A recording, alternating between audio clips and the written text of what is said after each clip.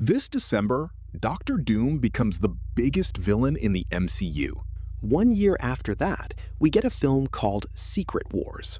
Both are named after a comics run where Doom finally does the one thing he has never managed in 60 years of trying. He wins. Not a fight. Everything. He ends up running reality, an actual god on an actual throne, holding the last universe in existence together because he says so. And here's the part I couldn't get over. He loses it all again, and not in a battle. He loses it in a conversation. Somebody talks him out of being God. So how do you actually kill a universe? What made the smartest heroes alive break the one rule they swore they'd never break? Who caused all of this on purpose? Because somebody did? And what do you say to a man who has already won everything? Also, keep an eye on the man in the green hood standing at the edge of this story. We are coming back to him, and it's going to reframe everything. One more thing before we start. Somewhere at the end of this, there's a broken mask. So let's start with the thing that's actually killing everybody, because it isn't a villain, it's a rule. Picture two soap bubbles drifting toward each other. When universes do that, they don't merge and they don't bounce. They touch at exactly one point, and that point is always Earth, every single time. Out of everything in two entire realities, every star, every empty light year, the pressure point is the planet you're standing on. We find this out in Wakanda, where 3 young men have just earned the right to walk out to an ancient obelisk. It throws a map of the solar system into the air, and one of them starts counting planets and gets to 12. You have 8. Count them yourself. You get 8. So whatever he's looking at, it isn't home. Then the air tears open and something enormous pushes its head through. Black Panther steps through the hole to see what's on the other side, and what's on the other side is a sky with a second Earth filling it, close enough to see the weather. There's a woman waiting for him, and she's the one who gives it a name, an incursion. She also tells him, pretty matter-of-factly, that she's here to kill a world. She isn't bluffing. The 3 young men who counted the planets don't make it home.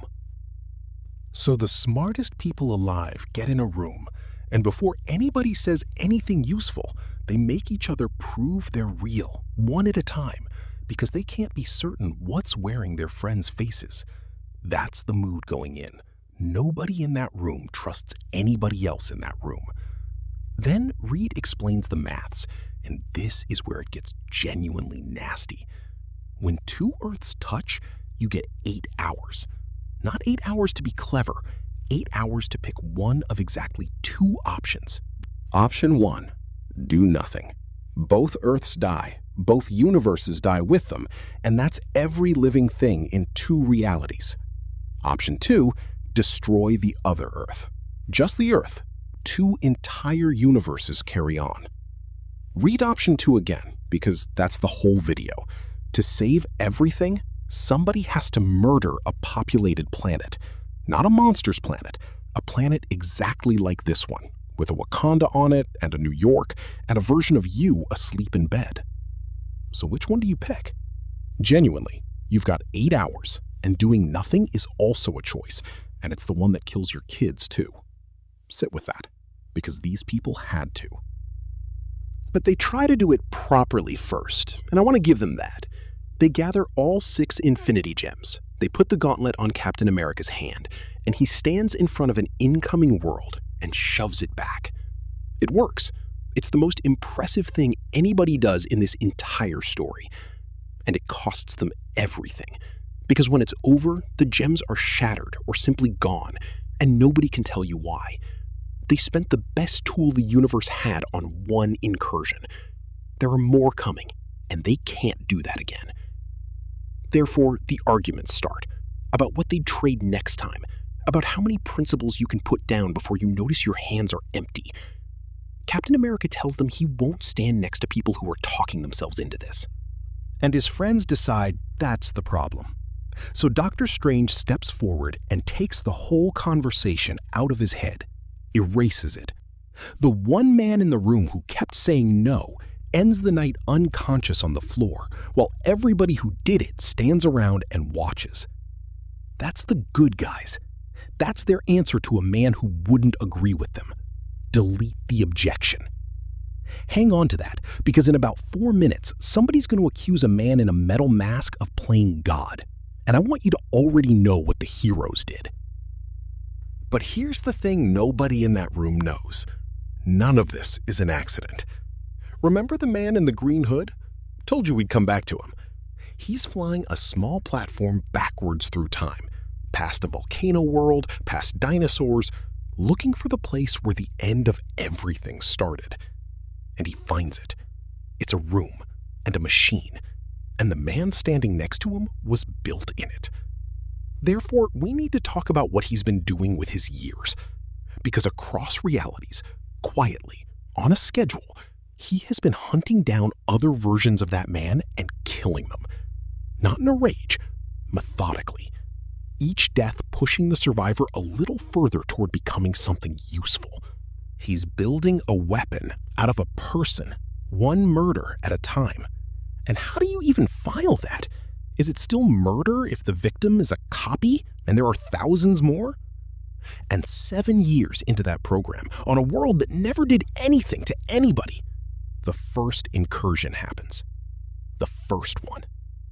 So everything you've just watched, the boys in the jungle, the 8-hour clock, the gauntlet burning out, Captain America face down on the floor because he wouldn't agree to murder a planet, all of it starts here, with him, on purpose. He isn't a survivor of the end of the world. He's the author of it. And then he does the most Doom thing imaginable. He doesn't hide it. He builds a religion on it, gives himself a title, recruits a first disciple, and waits while a cult grows up around the idea of him. You can do better. No one is this overwhelmed. So now he goes after whoever built the machine that built his weapon. There's a light out there, and something inside it announces that it's beyond everything, that reality is its whim, and it asks, sounding genuinely curious, who would dare stand in front of it? He answers with 2 words, his own name. Then the light takes all 3 of them, and in a room in Wakanda, 2 people watching a monitor notice the number of universes still in existence has dropped from hundreds of thousands to under 2 dozen. Under 2 dozen. You were at hundreds of thousands about 4 seconds ago. They've got hours. They just don't know it yet. But whatever he did inside that light, it changes nothing. And I want to be honest with you here. There's no clever save coming. 2 universes left, and today they collide. It happens over Manhattan. Both of them.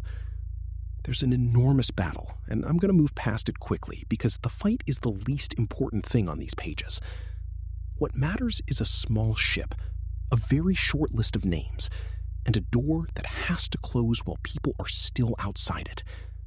Therefore, somebody gets left. A section of the ship tears away, and they can't reach it, and it's gone before anyone can do more than watch. And then a world, barely a shape by now, cracks cleanly in half. Now, underneath all of that, this whole time, there's been a voice talking about loving someone, about having children, about losing all of it. It's him. It was always him. The man who caused this is grieving it. And if you're wondering whether you're supposed to feel bad for him right now, so was I. 2 pages, almost solid black, and he tells us he's got nothing left to believe in. So, that's it.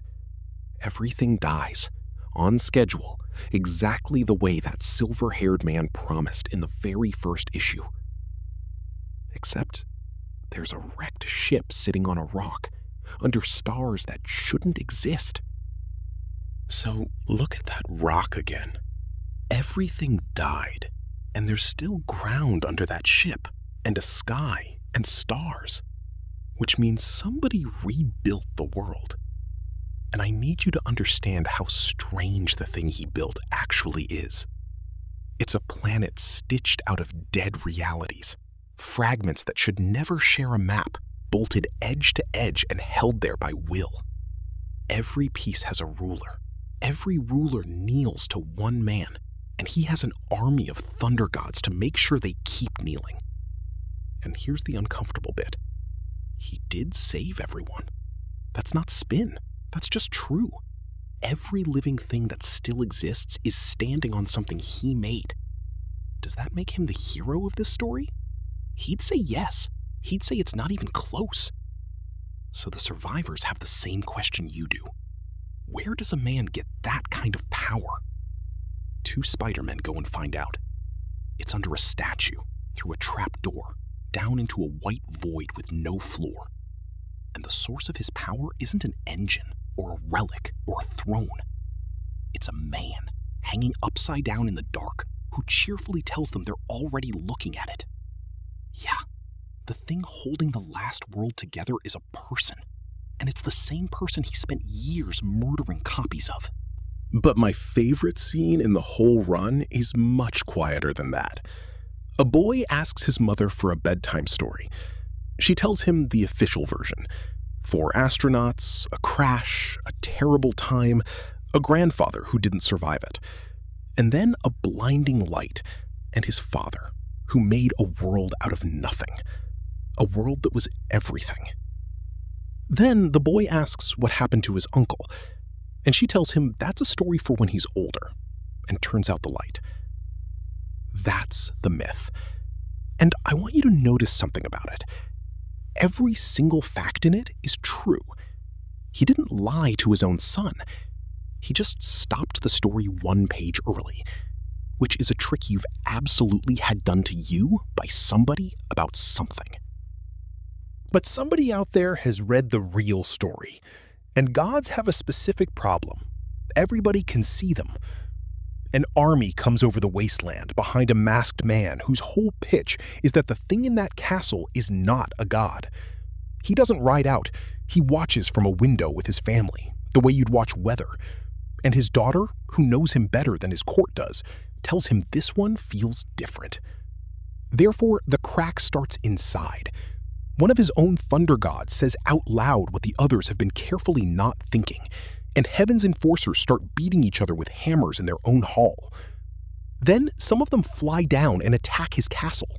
And while his kingdom eats itself, Reed Richards walks in through the front door.